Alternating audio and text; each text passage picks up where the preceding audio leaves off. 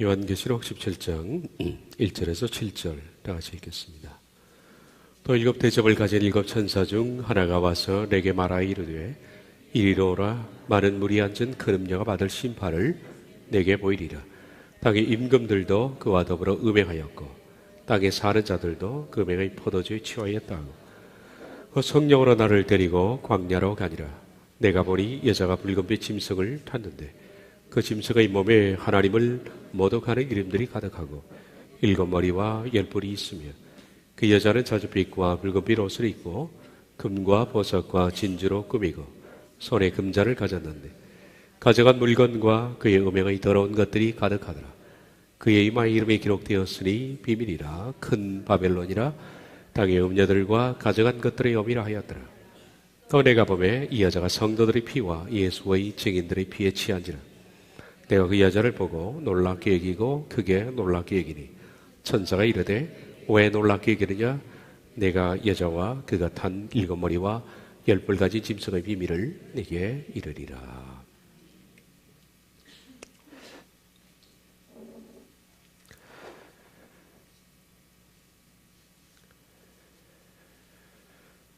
대다수 개신교인들은 제2차 바티칸 공회 이후에 캐톨릭이 많이 변했다라고 생각합니다. 이 생각 때문에 실은 과거의 그 캐톨릭의 무서운 만행의 역사를 망각하고 있습니다. 근데 하나도 변하지 않았습니다.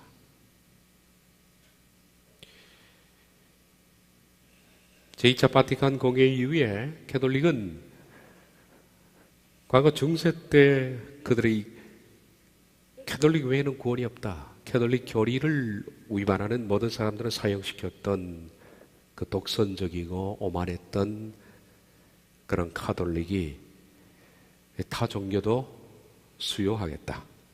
이렇게 선언을 했기 때문에 변했다고 생각하는데 만약에 캐톨릭이 변했다면 교리가 변해야 됩니다. 라테란 종교법이 변해야 합니다. 그리고 그들이 반성할 때는 그렇게 8천만 명 이상을 죽인 교리에 대해서 반성을 해야 됩니다. 그리고 신학이 바뀌어야 되는데 교황 무엇을 교황의 지상대리권, 교황이 쓰는 삼중관, 삼중으로 된 관, 교황의 관입니다. 그 삼중관은 하늘과 땅과 내세를 통치한다는 겁니다. 그게 삼중관입니다. 교황은 세계의 왕입니다.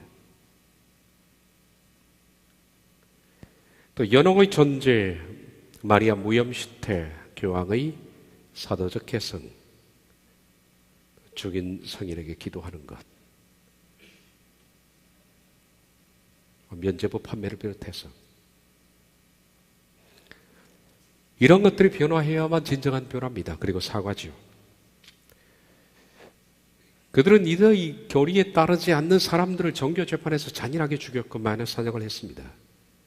그렇다면 바오로 2세가 잘못했습니다 할 때 이 법령도 폐기되어야만 옳다라는 겁니다. 가톨릭은 바티칸 제2차 종교회의에서 사과를 했습니다. 용서를 구한다. 표면적으로 그렇게 느껴졌고, 그리고 타 종교에도 빛이 있다라고 했습니다. 그래서 받아들이는 것처럼 굉장한 변화입니다. 그게. 이런 변화 때문에 혼란스러워했던 것은 가톨릭 밖에 있는 종교들이지만은 가톨릭 내부입니다. 가톨릭 교인들, 가톨릭 신학자들, 이런 사람들이 우리 가톨릭이 변했나 하는 겁니다. 우리가 변했을까? 중세의 그 법들이 변했을까 하는 겁니다. 그래서 과연 우린 바티칸 제2차 종교회의에 우리가 변했는가 하는 것들을 로마 교황청에 자체적으로 문의하는 그런 질문들이 빗발치기 시작했습니다. 그래서 교황청에서는 더 이상 내부의 질문을 묵과할 수가 없어서 가톨릭의 교리와 신학을 전적으로 담당하고 있는 신앙교리성이 있는데, 이 교리성으로 하여금 제2차 바티칸 회의에서 발표했던 여러 가지 발표들에 대해서 가톨릭이 어떤 입장을 취하고 있는지를 발표하도록 했다라는 겁니다. 그런데 이 신앙교리성이 제2차 바티칸 회의에서 발표했던 그런 내용들에 대해서 우린 이런 견해를 가지고 있다라고 발표했던 그 내용은 다 종교에서는 잘 모른다는 겁니다. 가톨릭 내부에서만 알려진 얘기다라는 겁니다.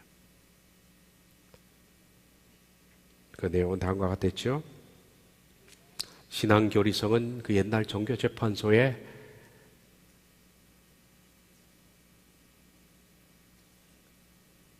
이름이 약간 바뀐 겁니다. 신앙교리성으로. 종교재판소입니다. 이게 언제 바뀌었느냐 하면 바티칸 2차 회의 때 바뀐 겁니다. 서론은 원래 길기 때문에 생략을 하고요. 질문 4가지만 봤는데 핵심적인 제2차 바티칸 공의회는 가톨릭 교회에 대한 그 전 교리를 바꿨는가? 띄어쓰기를 못했는데요.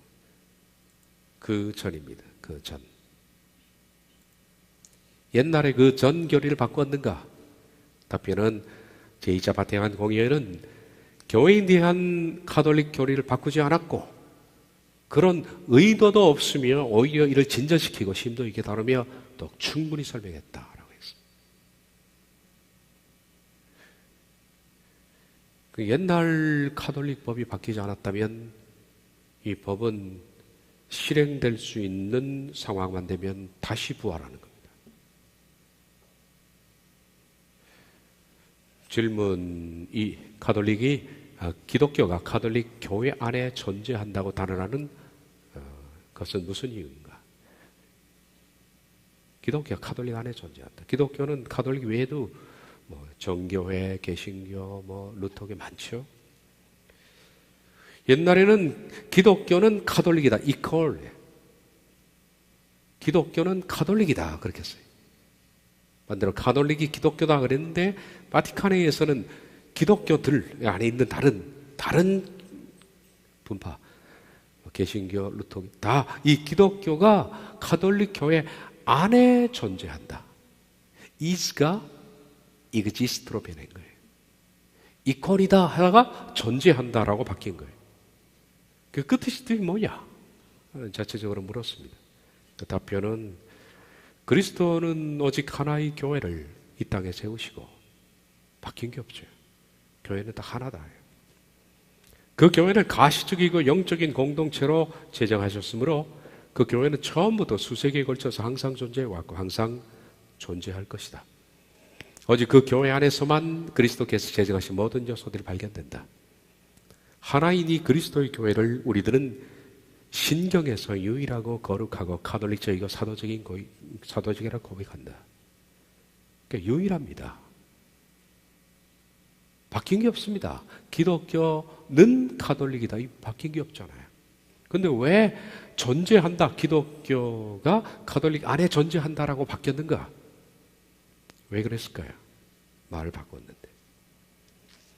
공동체로 이 세상에 설립되고 조직된 이 교회는 베드로의 후계자와 그와 더불어 친교를 이루는 주교들에 의하여 다스리는 가톨릭 교회 안에 존재한다.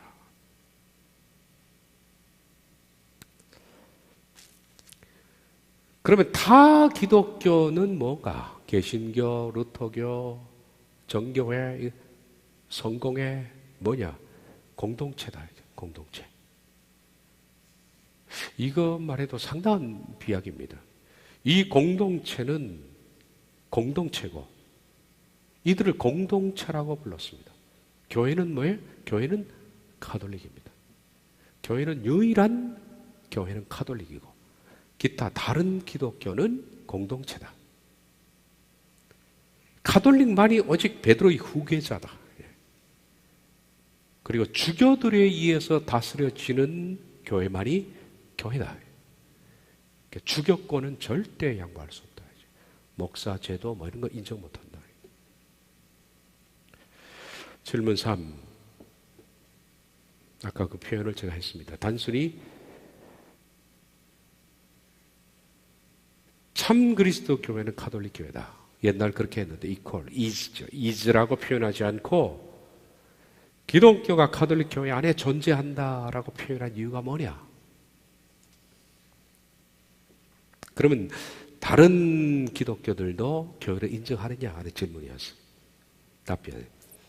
가톨릭 교회와 그리스도의 교회의 통일성을 충분히 나타내기 위한 표현은 가톨릭 교회에 대한 교리를 바꾸지 않는다.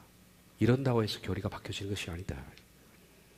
도리어 이 표현은 가톨릭 조직 밖에서 발견되는 성화와 진리의 수많은 요소들이 있지만 가톨릭 외에도 개신교나 성공회나 이런데 성화와 진리의 요소들이 있더라라는 겁니다. 그렇지만 이 요소들은 다 우리 거에서 나간 것이다.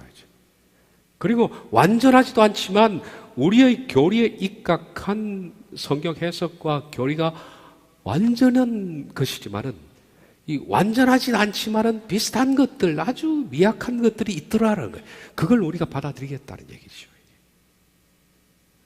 그 표현이다. 그 표현으로 안에 존재한다 이렇게 표현했다라고. 그 요소들은 당연히 그리스도의 교회에 속하는 은사들로 가톨릭 공동체를 이루도록 통일체를 이루도록 재촉하는 것이라는 사실을 분명히 나타낸다.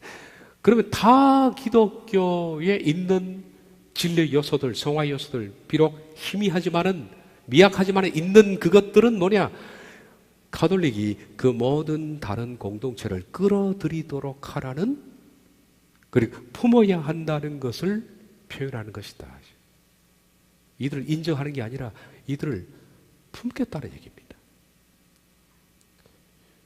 그러니까 종교 통합이라는 개념이 여기서부터 나오는 거예요. 이거에 WCC가 찬동을 하고 있습니다. 미흡합니다. 성화와 진리의 요소들이 다른 기독교 안에는 미흡하다는 거예요. 자기들만이 완전한 겁니다. 미흡하지만 분리되어 나간 교회들에서 발견되는 구원의 수단들은 가톨릭 교회에 위탁되어 온 은혜와 진리에 충만한 것에서 유래된 거예요. 다 우리 건데 거기서 다른 기독교가 미흡하지만 가져갔다. 다 우리 거다. 그러니까 이걸 보면 인정하지 않죠. 표리부동한 겁니다. 바오로 2세의 선언은 제2차 바티칸 공회의가 어째서 가톨릭 교회와 온전한 친교에서 분리해나간 동방교회를 가리켜 교회라는 용어로 사용하였는가. 좀 밑을 보면 이들은 로컬 처치에 불과하다 이런 얘기입니다. 그리스 정교회는 교회가 아니고 그냥 로컬 처치다, 자매 교회다 이렇게 불렀습니다. 오늘 이 시간부터 봅니다. 이상과 같이 로마 교황청의 신앙 결의성에서 자체적으로 문의해온 내용들이 빗발치자 바오로 2세가 발표한 2차 바티칸 회의의 그 내용들은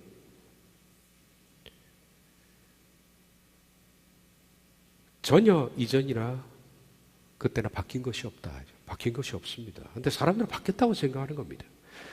오히려 그들은 바뀐 것이 아니라 옛날 그 악명 높은 교리를 그들은 분명하게 자세히 설명했다 이렇게 표현.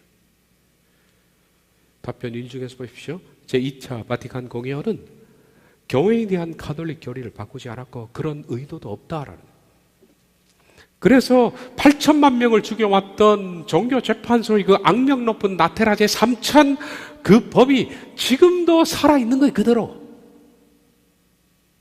이단자는 모조리 죽여라라는 법이 지금도 그대로 법전으로 되어 있습니다. 근데 왜 못 죽이느냐? 죽일 수 있는 권력이 없지 않습니까? 권력만 나타나면 죽인다는 거예요. 그러니까 법은 살아있다. 법은 살아있다. 그게 무서운 거예요.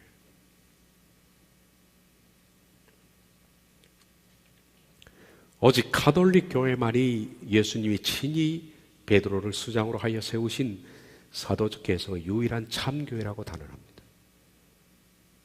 베드로 교황, 일대 교황이 베드로죠. 베드로 그리고 교황 중에 이것만이 친히 교회다. 그 외에는 교회가 아니다.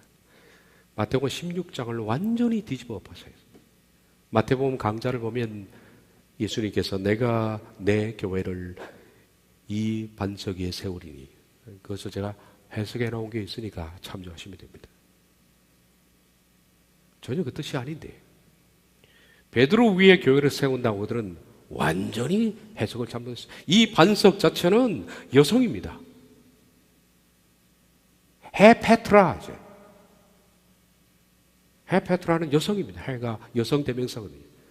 베드로 위에 세운다 그랬으면 베드로 남성 대명사를 써야 되잖아요. 근데 헤페트라예요.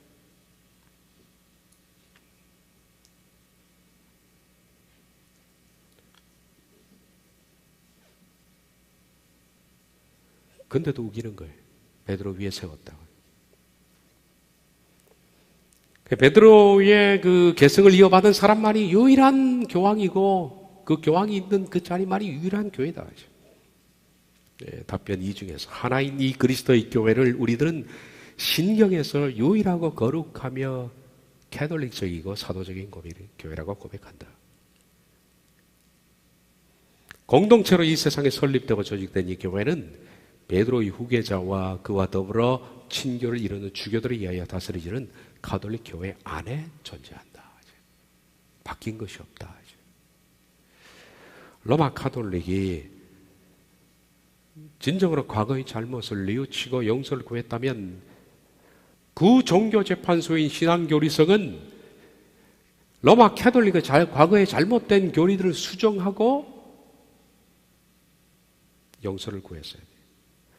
라테란법에서 이단자를 처형하라는 그 법에 대해서 교서 요목 그 법들을 우린 잘못했다고 생각한다 라고 그 교서 요목을 폐지하고 교황이 사죄를 빌었어야만 진정한 사죄인데 죽이라는 법은 그대로 놔둔 채 가톨릭은 유일한 교회라고 말을 하면서 타 종교에도 우리에게 비록한 빛이 있다라고 하면서 포용하는 이 자체는 여전히 그들의 교회만이 유일한 교회인 동시에 타 종교를 품겠다는 음료 운동이에요. 음료 운동이에요. 둘을 동시에 취하고자 하는. 사람들은 이걸 못 보는 것 같아요. 못 보는 것 같아요.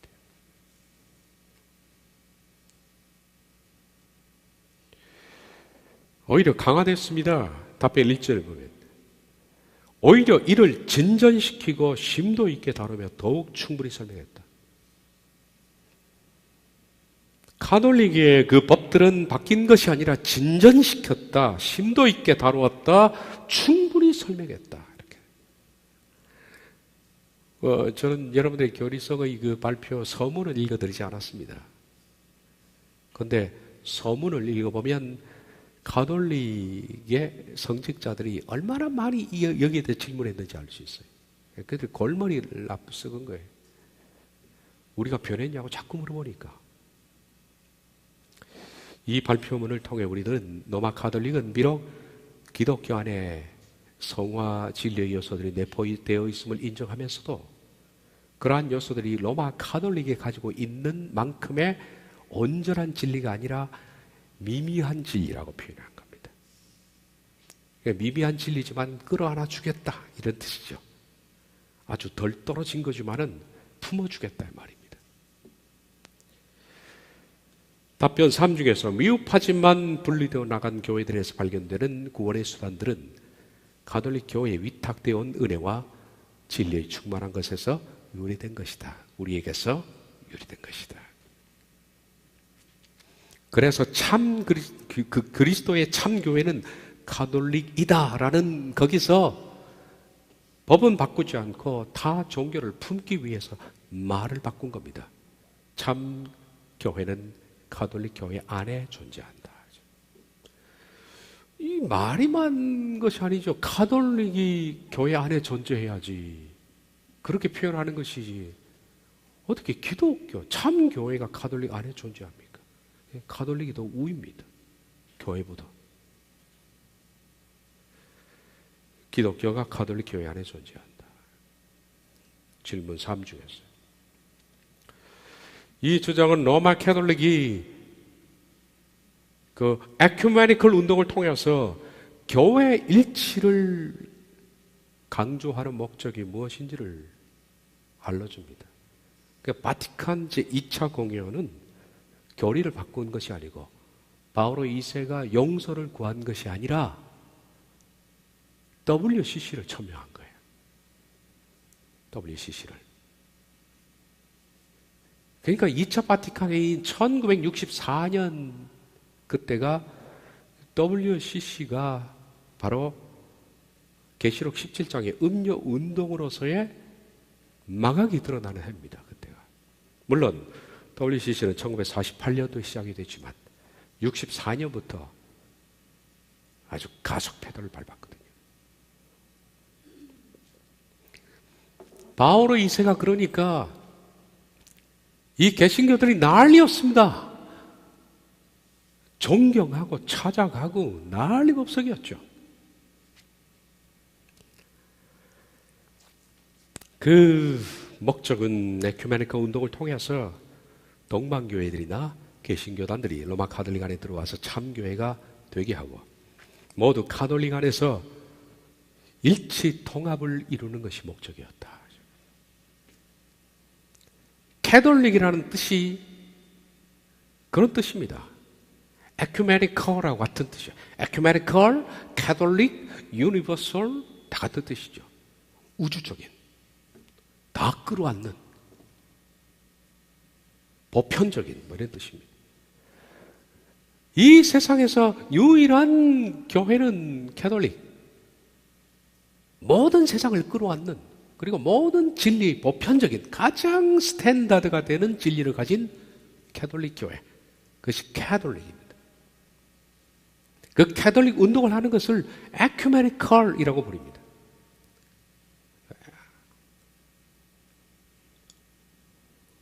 그래서 그들의 말처럼 캐톨릭은 전체적인 통일체가 되기 위해서 수용한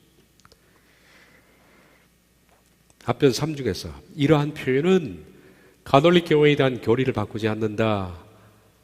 도리어의 표현은 가톨릭 교회 조직 밖에서 발견되는 성화 진리의 수많은 요소들이 있지만은 그 요소들은 당연히 그리스도의 교회에 속하는 은사들로 가톨릭 공동체를 이루도록 재촉하는 것이라는 사실을 분명히 나타낸다. 그래서 그 로마 카톨릭은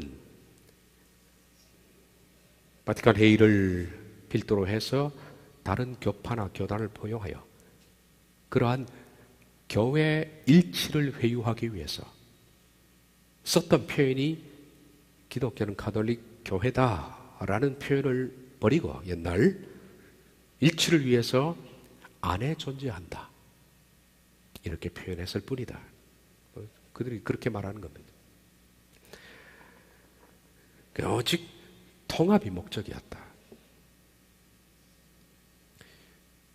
옛날 중세 때에는 캐톨릭 밖에 있는 다른 신앙들을 죽였지만 이제는 죽여도 해결이 안 됐었어요. 8천만 명까지 죽여봤지만은 굴복하지 않더라. 이제는 법을 바꾼 겁니다. 그들은 놔두고 법은 죽여도 안 되니까 끌어안자예요. 끌어안아서 우리 편으로 다 만들어버리자. 녹여버리자. 그렇게 바뀐 거라. 이게 그렇게 바뀐 거라. 로마 카톨릭이 동방교회들, 이 정교회에 대해서는 교회라는 이름을 적용했습니다. 다른 데는 적용하지 않았어요. 개신교에 대해서는 공동체라고 표현을 했거든요. 근데 정교회만큼은 교회라고 불렀다고. 동방정교회는 콘스탄틴이 밀라노 칙령으로 로마 캐톨릭을 두고 331년에 밀란 칙령한 뒤에 그 후에 콘스탄틴이 터키 쪽으로 올라가서 새로운 콘스탄틴 제국을 설립했습니다. 거기서 만들어진 로마의 캐톨릭처럼 캐톨릭을 만들었는데 그것이 그리스 정교회죠. 그 역사가 오래된 겁니다. 그들에게만큼은 교회라는 이름을 썼다. 그러나 개신교에 속한 교회들은 참교회가 아니기 때문에 그들은 커뮤니티라고 불렀다. 공동체. 그들 입장에서는 개신교는 교회가 아닙니다. 공동체일 뿐입니다. 개신교회가 그들 입장에서는 영원히 공동체가 될 수 없는 이유는, 교회가 될 수 없는 이유는, 교회라 그러면 가톨릭의 법전 가운데에서 7성례가 있어야 됩니다. 7성례를 행하는 단체만이 교회입니다. 7성례는 좀 이따 말씀드리겠습니다. 7가지의 성사들. 이걸 실행하지 않는데 어떻게 교회라고 부르느냐. 특히 사도직의 계승. 교회의 목사는 베드로부터 오지 않았다. 베드로부터 승계를 받은 것은 교황밖에 없다. 사도적인 계승이었기 때문에 사제직이 없다. 그리고 성체성찬을 실행하지 않는다. 성체성찬은 다른 말로 하면 미사입니다. 유카리스트가 미사거든요.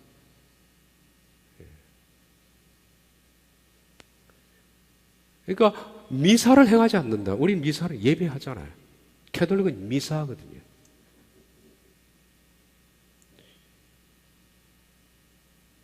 실행하지 않아요. 미사가 없지, 교황권의 승계자인 교황이 없지, 그리고 칠성례가 없지. 그래서 이건 교회가 아니야. 공동체다. 그렇지만 우리하고 희미한 빛은 있다. 이렇게 보는 거죠. 그런데 이 교회를 갖다 바치려고 그래요. 통합교단을, 장로교 통합교단을 위시해서 한국교회 70%가 치마폭으로 이미 들어갔습니다.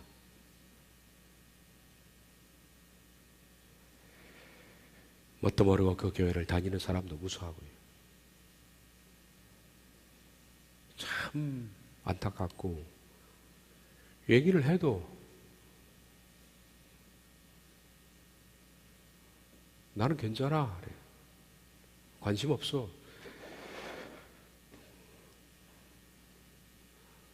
아니, 이미 내가 속해 있는 교회 조직이, 이 조직이 말입니다.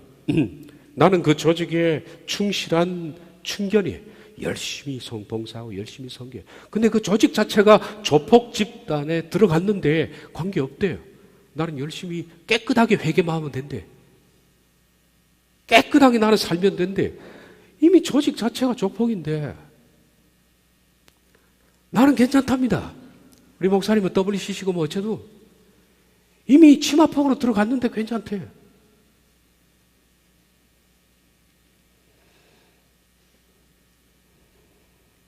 답답할 거예요, 여러분. 얘기를 해주면.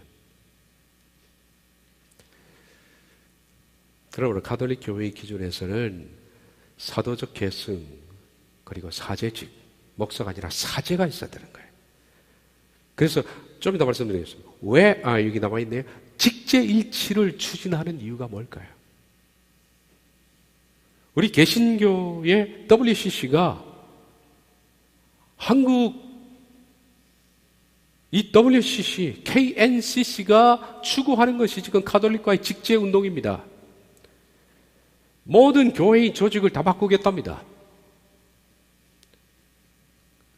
총회장은 추기경, 그렇게 불러주겠다. 노회장은 죽여. 목사님을 보고 이제 신부님 불러야 돼요. 그게 직제일치입니다. 이 직제일치를 해야만, 이 직제가 신부라고 불러야만 그것을 교회라고 부르니까, 그걸 요구하니까 WCC가 그렇게 만들어서 갖다 바치겠다는 운동이 직제일치 운동. 얼마 전에도 서울에서 직제일치 때문에 또 모였습니다. 아주 그냥 그런 거 보면 안 봐야 될 텐데 보면 속이 끓어서, 부글부글 끓어서.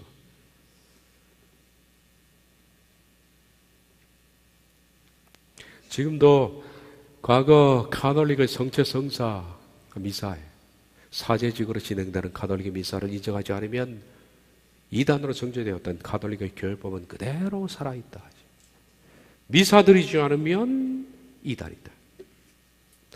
로마 가톨릭이 지금까지 전혀 변한 것이 없음에도 불구하고 그들의 친화적인 접근, 바티칸 2차 회의 이후에 친화적인 접근, 협력, 그리고 포용정책의 친밀감을 가지고 그들과 손을 잡고 화합의 길로 가고 있는 WCC, 그리고 그 단체에 몸담고 있는 분들, 이들은 로마 가톨릭 교회에 흡수된 것이고 가톨릭 정치를 회유당하고 있음을 깨달아야 한다.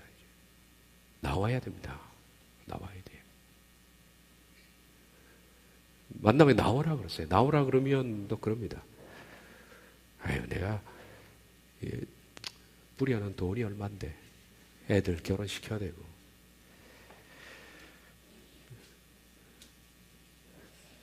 축의금 회수해야 되겠다는 거예요. 실제로 들었던 얘기입니다. 축의금 회수해야 되고. 친구가 있어서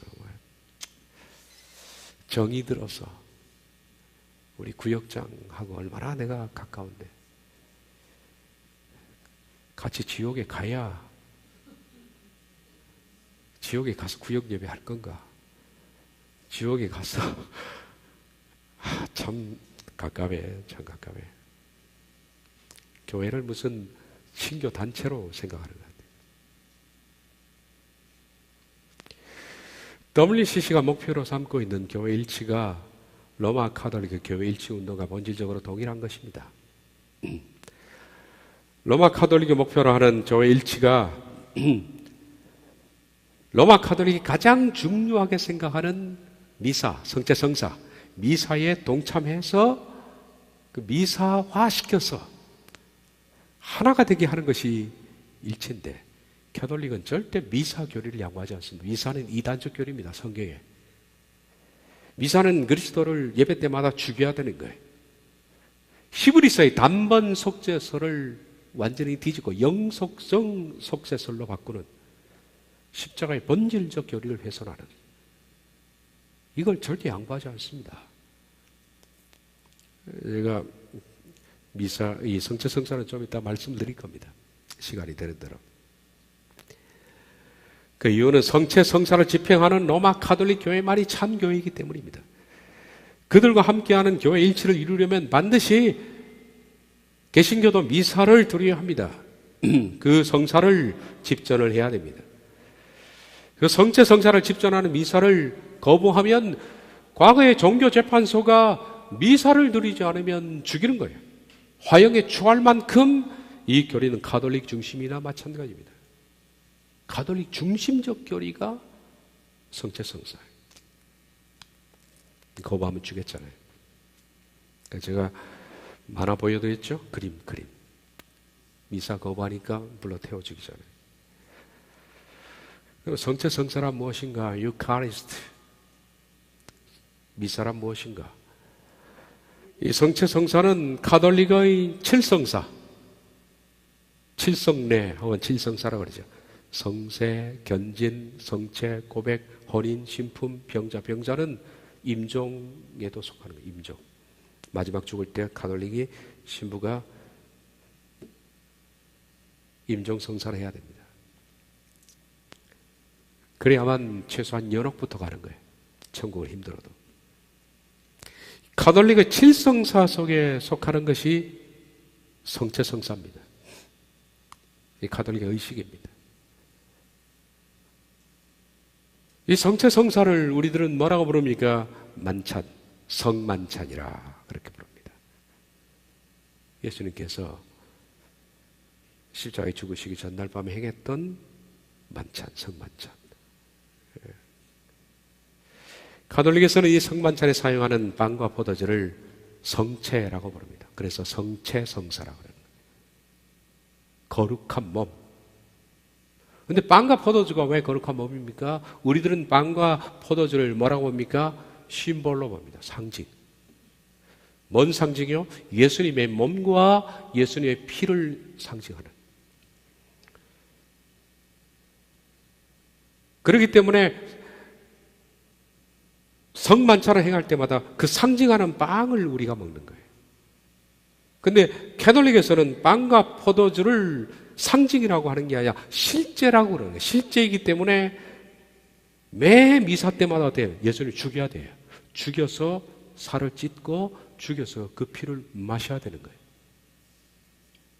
이게 단번 속죄가 아닌 영속정 속죄라고 그래요. 과거에 구약의 동물 제사를 매번 드렸잖아요.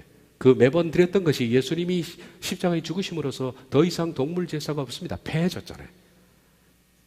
구약의 제사가 폐해졌습니다. 왜냐하면 제사의 상징이신 예수님이 오셔서 모든 것을 완료했기 때문에, 다 이루었기 때문에. 그런데 그들은 예수님이 십자가에서 이루신 것이 아니고 매번 죽여야 하는 거예요. 매번 죽이고 살을 찢고 피를 먹고 그래요. 그렇기 때문에 매번 죽일 때는 어떻습니까? 구약의 제사를 드렸던 사람들이 제사장은 매번 동물을 죽여요. 동물을 죽이다가 그 동물이 예수님이 됐고 예수님도 매번 죽여야 돼요. 그러니까 죽이려면 뭐가 필요합니까? 제사장이 필요하잖아요. 그래서 그들은 사제라고 부르잖아요. 사제가 제사장이거든요. 그래서 매번 동물을 죽이듯이 예수님을 죽여야 하는 제사장으로서의 사제가 존재하는 거예요. 이 사제가 집절하는 것이 메스입니다. 만찬입니다. 크리스마스하는 마스. 신품권을 받은, 신으로부터의 품권을 받은 사제가 이 메스를 행할 때 실제로는 빵과 포도주지만은 신부가 기도해서 그것을 들어서 사람의 목에 넣어주면 목구멍을 통과하는 순간에 진짜 살이 되고 진짜 피가 된다. 근데 캐톨릭이 왜 그토록 캐톨릭 교회 안에 피 흘리는 그림,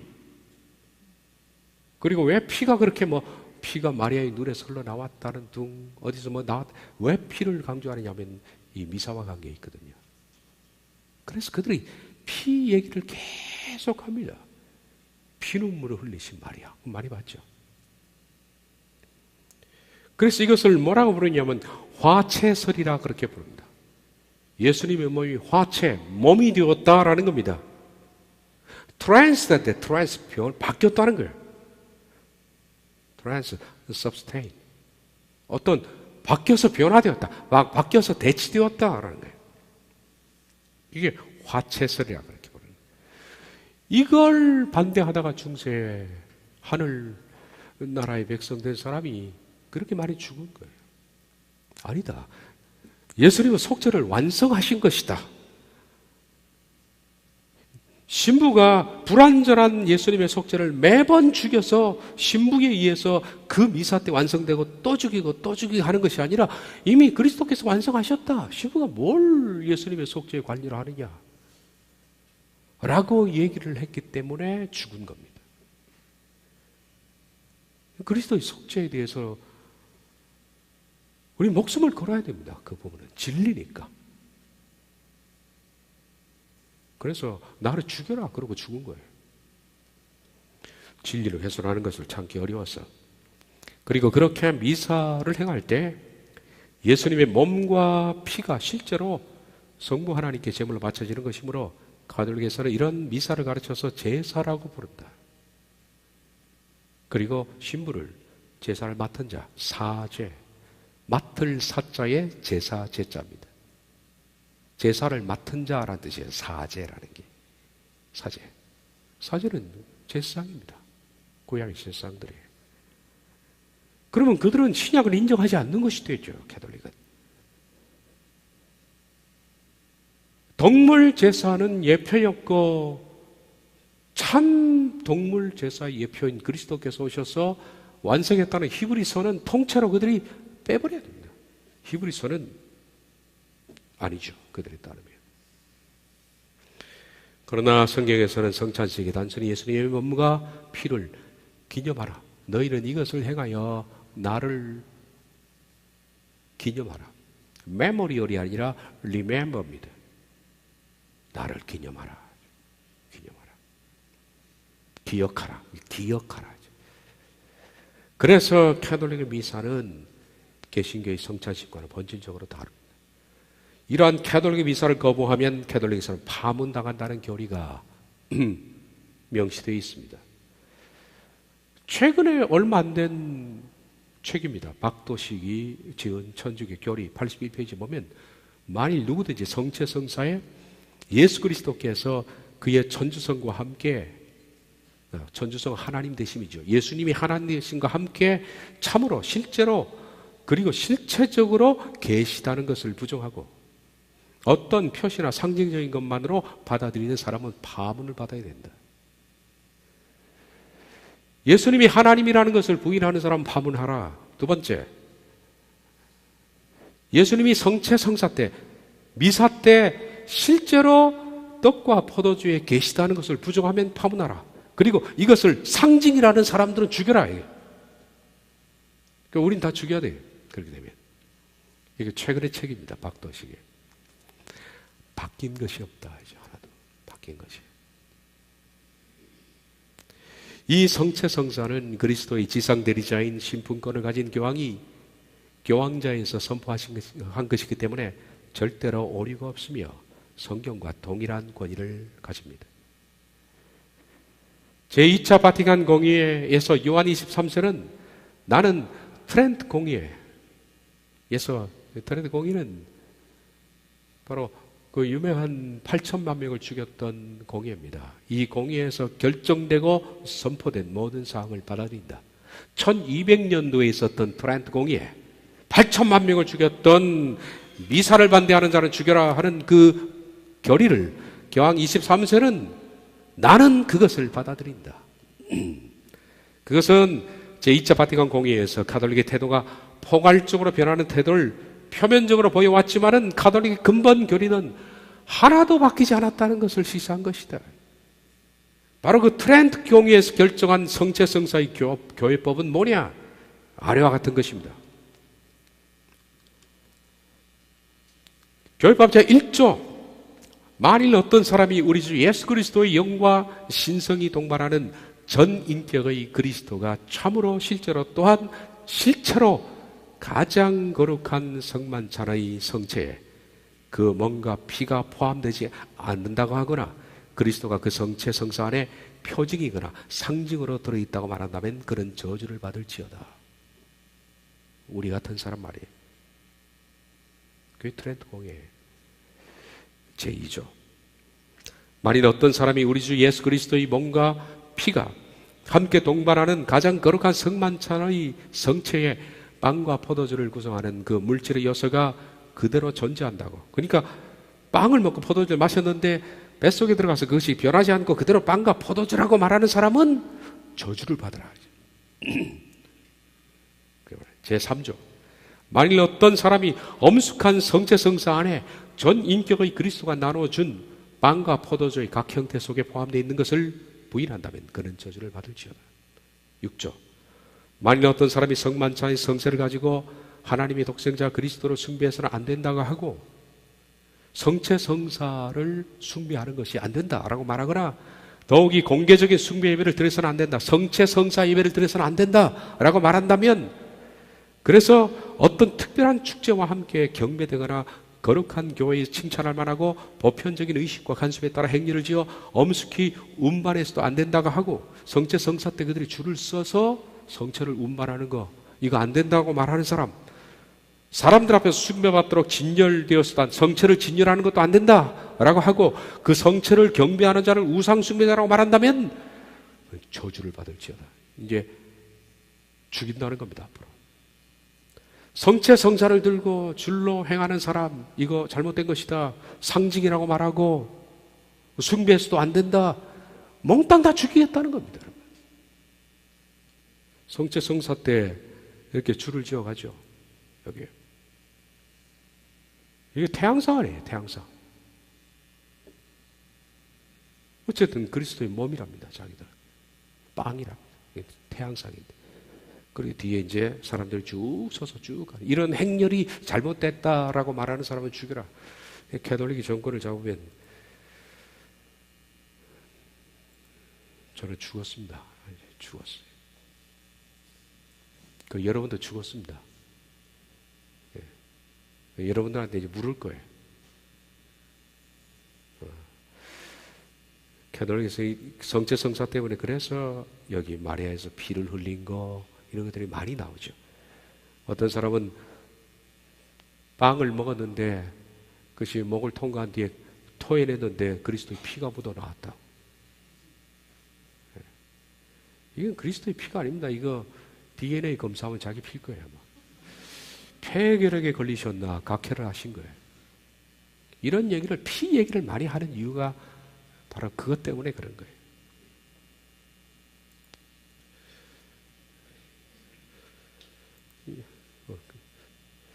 징그러운 그림까지만 오늘 해야겠네요.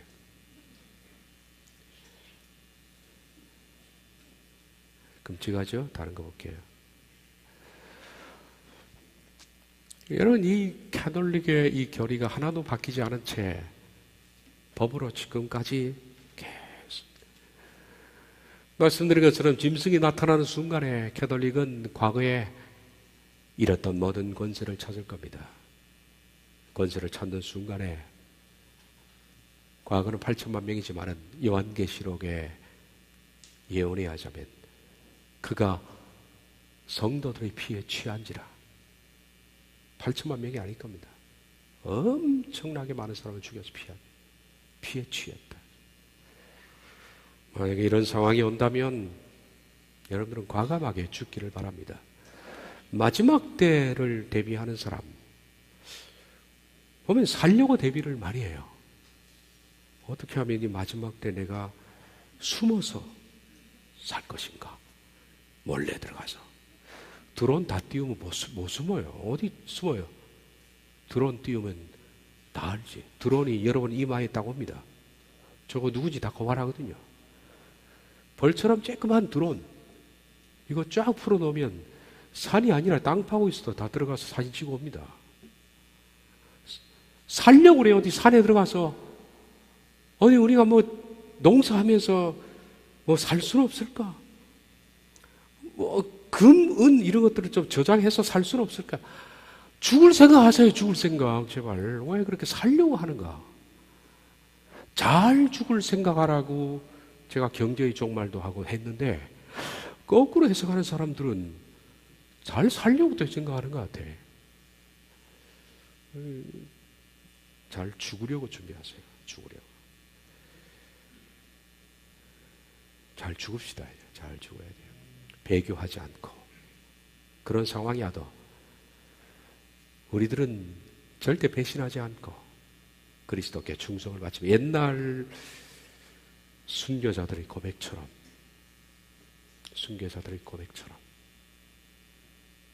그렇게 죽을 수 있도록 신앙 준비를 잘 하라는 말입니다.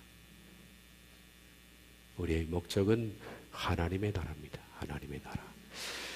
여기까지 하도록 하겠습니다. 기도합니다.